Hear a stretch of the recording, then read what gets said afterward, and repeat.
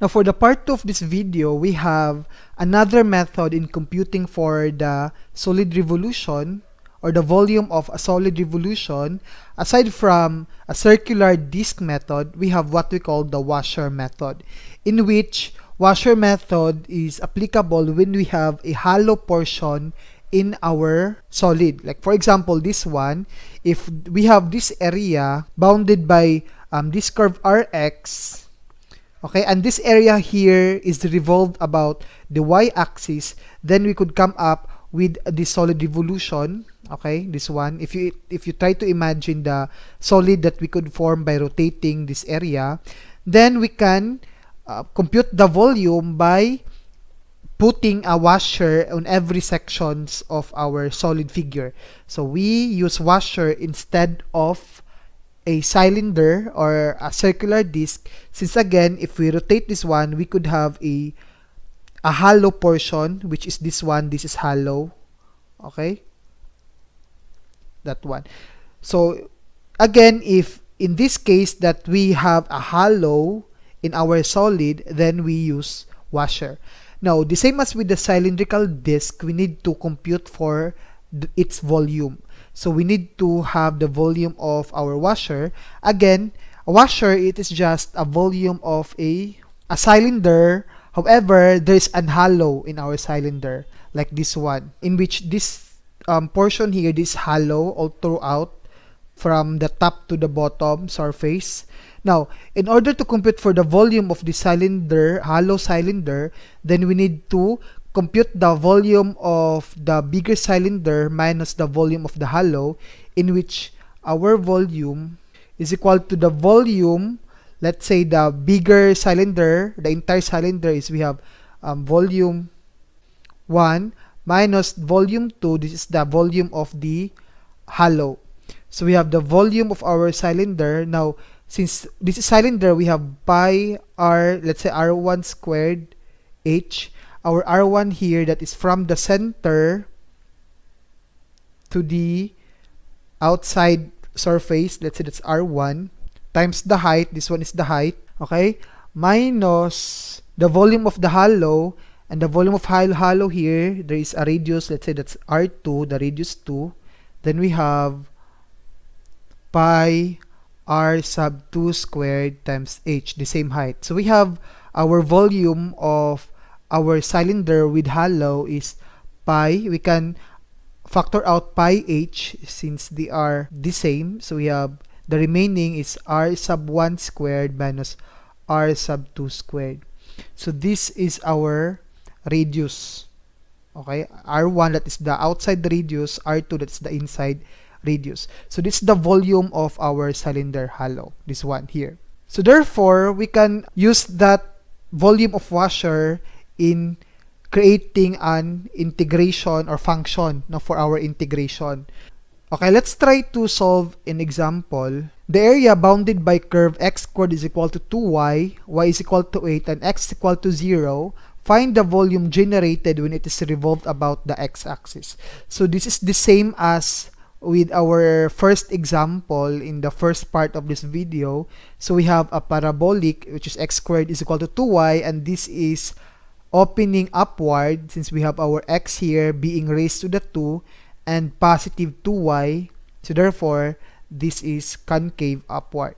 Now, the origin or the vertex of this parabolic curve is on the origin.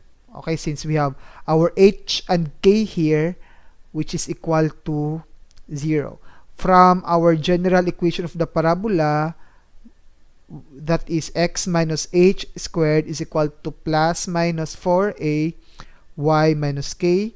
So if we have x squared is equal to 2y, then we are pretty sure that h here is equal to 0 and as well as the k.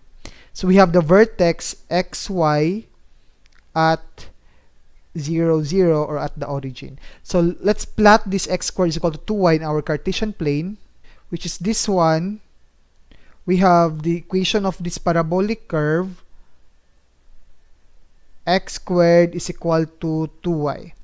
And then we have the line y is equal to 8. This one here, y is equal to 8. And we also have x is equal to 0, which we all know this is just the y-axis. This one, this is x is equal to 0. So we have the area or the region bounded by this curve, which is this one here. Okay? Now take note, this area is revolved about the x-axis. So we have our solid figure here, which is in this form. If we rotate this area here about the x-axis, then the solid figure that could be generated is this one. Okay? In which, at this portion, this is hollow. So we cannot use circular disc method into this one, since again we have hollow. So therefore, we only have washer method to be utilized in this problem. Okay? So in washer method, we need to draw a washer on this figure here, or in this solid figure, such as this one. So this is the washer, in which we know that the volume of our washer is in terms of volume is equal to pi h, then we have r sub 1 squared minus r sub 2 squared. We know that our h here, or the height, is this one. Again, since our h here is infinitely small, then we have called it as dh, or derivative of the height. Now for r sub 1 here, that is the radius of the outer circle. So from this point up to the center, this is the center, correct? Hence, this is our R1. Our R2 here is the radius of the inner circle, or the hollow circle. So which means that this one here to the center, let's say that's R2. Okay? Now take note, since we have a variable in our equation that is in terms of variable x and variable y, then we need to change this h and r here into y and x. Now take note, since this is horizontal, our h, therefore we could say that this is derivative of x. Okay? So therefore this is dx. Now our ry here is vertical, so therefore this could be say as our y1, and r2 here, this is our y2. Okay, that is the y coordinates of this line. Okay, and our y2 here is the y coordinate of this curve. Okay, now take note, our r1 here, or y1, touches the line. So therefore, we have our y here is equal to 8. So we can say that, or we can rewrite first our volume as pi. Now, our r sub 1 here, this is y1, correct? y1 squared minus our r sub 2 here, that is y sub 2 squared. Then our h, this is derivative of x, since we have our washer thickness, which is infinitely small. So that is derivative of x. Now, since we are integrating this with respect to x, then we need to change this variable y into function of x. But before that, let's determine first the limit of our volume. Now, since we have derivative of x, so therefore our limit is within the x-axis. So our limit is from this point, in which we know that that is x is equal to 0, correct? Since that is from the origin, okay, at this point, up to this point here. Okay. Now, we do not know yet what is the x coordinate at this point. So, we have to compute the point of intersection. Now, take note, we have our y at this point, which is equal to 8. Okay, our y at that point is equal to 8. So, we can compute the x at that point by just simply using the equation of our curve. X squared is equal to 2y, and we know that our y here is 8, so 2 times 8, then it gives us x squared is equal to 16. So therefore, x here is equal to square root of 16. We have two roots, positive and negative. Then we have x is positive 4 and negative 4. Okay? So at this point, we have x here is 4. So the point of intersection is 4 and 8.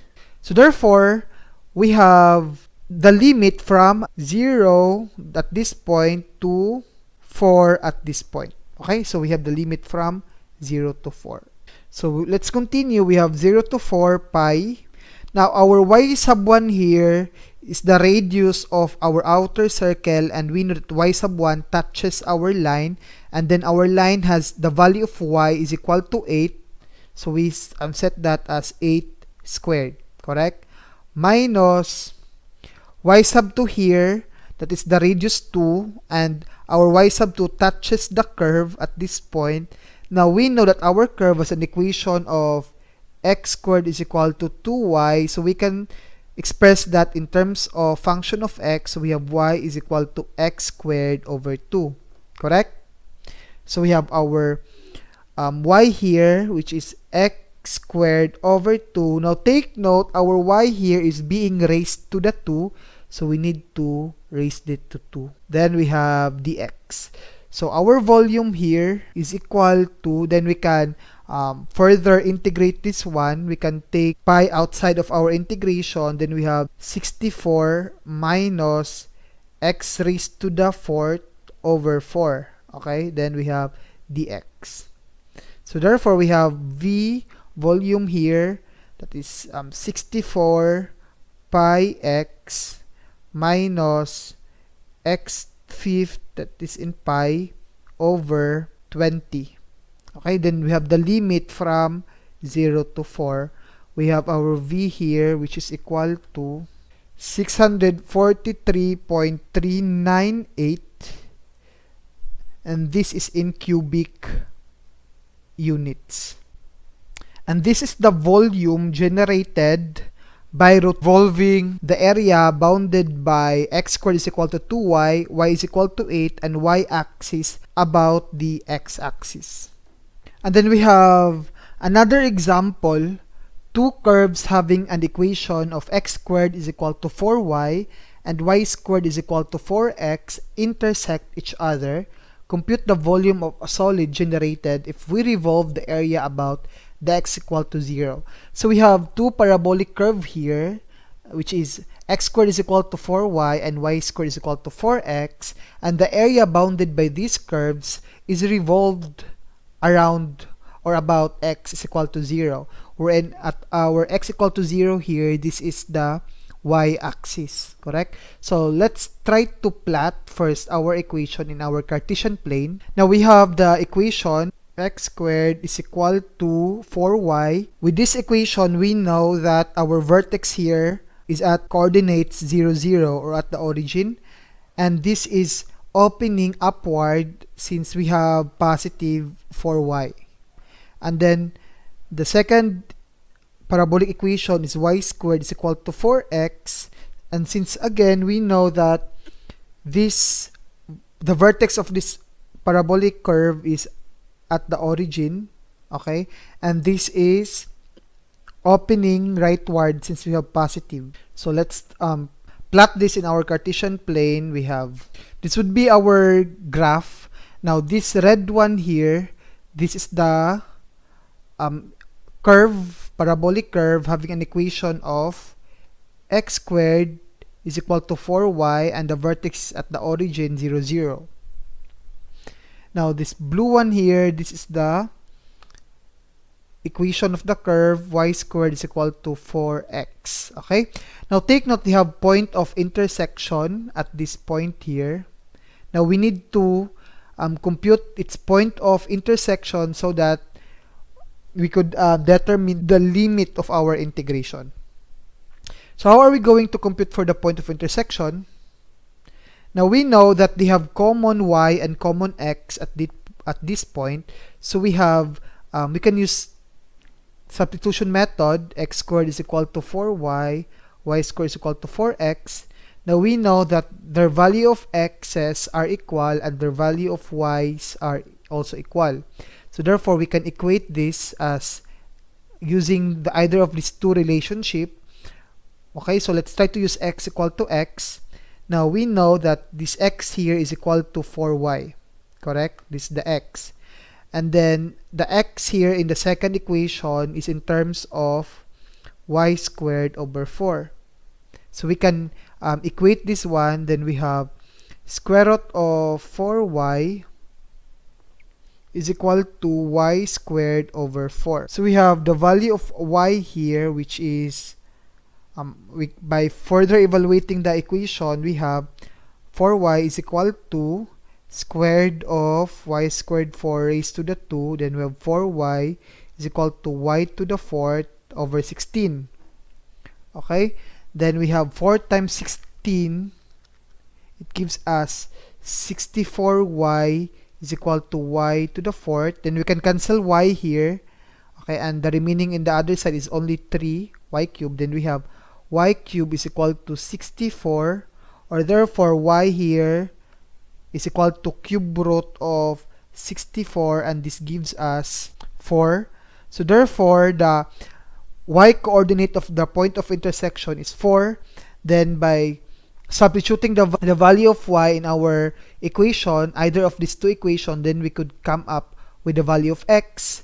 So we know that our x here is equal to y squared over 4. So we can say that x is equal to 4 squared over 4. Therefore x is 4. Okay, so therefore the coordinates of the point of intersection is 4. So the area bounded by these two curves is this one, or this region here. Okay?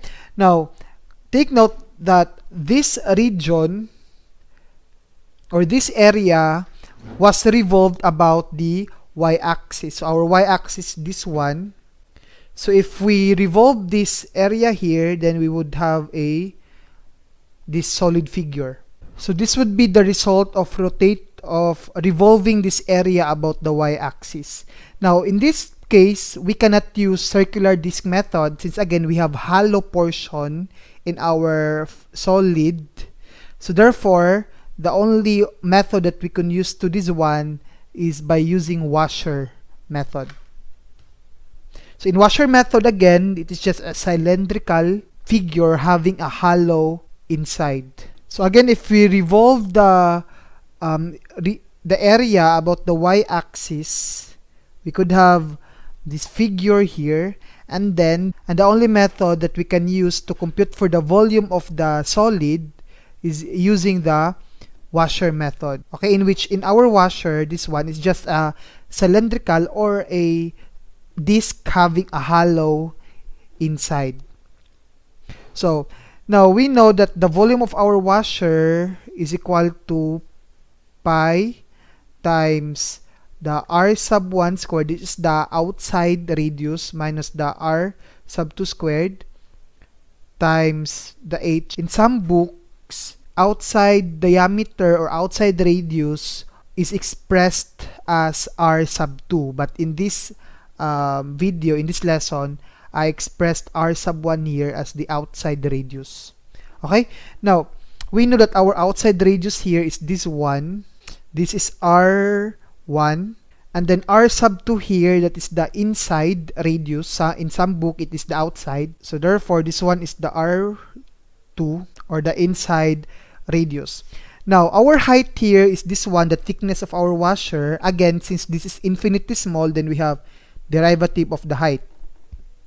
Okay, again we have to change this variable into x and y variable since our equation is in terms of x and y. So therefore we know that our r1 here, that is horizontal, so therefore this x sub 1, and our r sub 2 here could be changed as x sub 2. Now for our derivative of the height, let's call it as our derivative of the y, since this is vertical height. Okay, so we can express our volume here as equal to pi. Then we have r sub 1 here, which is x sub 1, correct? Then we squared minus r sub 2, that is x sub 2 squared. Our h is dy. Then we can integrate. Now our limit here, since we have our integration with respect to y, then we have our limit that it should be along the y-axis. Now our washer runs through from this point, which is this is y is equal to 0, okay, up to this point, which is our y here is equal to 4, correct, at this point. So we have our limit from 0 to 4. Okay? Then we change this variable x in terms of a function of y. Now, take note, in our x sub 1 here touches this curve, this red curve here. And this curve has an equation of x squared is equal to 4y. So we will be extracting our function of y here from this equation, wherein our x sub 1 touches. Okay? So at this red curve here. Since this x sub 1, okay, now we have our equation x squared is equal to 4y. Now, take note, x sub 1 is being raised to the 2 here. So therefore, this is the same value with our x squared. So x sub 1 squared is basically equal to 4y. Okay? Which is x sub 1 squared is equal to 4y. Again, since our x here is already being raised to the 2. So we have 4y. Minus our x sub 2 here. Our x sub 2 touches this curve, this blue curve, in which that curve has an equation of y squared is equal to 4x. So we have to change that as a function of y. So we have y squared is equal to 4x. So therefore, we could say that it is x is equal to y squared over 4. Okay, then we change x sub 2 here as y squared over 4. However, take note, it is being raised to the 2. So we have y squared over 4 raised to the 2. Okay? And then we have dy. Now, by further integrating, we have pi 4y squared over 2. So we integrate this one. Then we distribute pi inside our parenthesis. Then we have, now we can say this one is in y to the 4th over 16, correct? We raised everything to 2. So we have pi. Now we integrate this one, then we could come up with y raised to the 5 over 80, and we have the limit from 0 to 4. So therefore, our volume here is equal to 60.319, that is in cubic units. So we can say that this is the volume generated by revolving the area bounded by the curve y squared is equal to 4x and x squared is equal to 4y about the y-axis. So this is our final answer. And that's it for our washer method. For more videos, please don't forget to like and subscribe. Thank you for watching.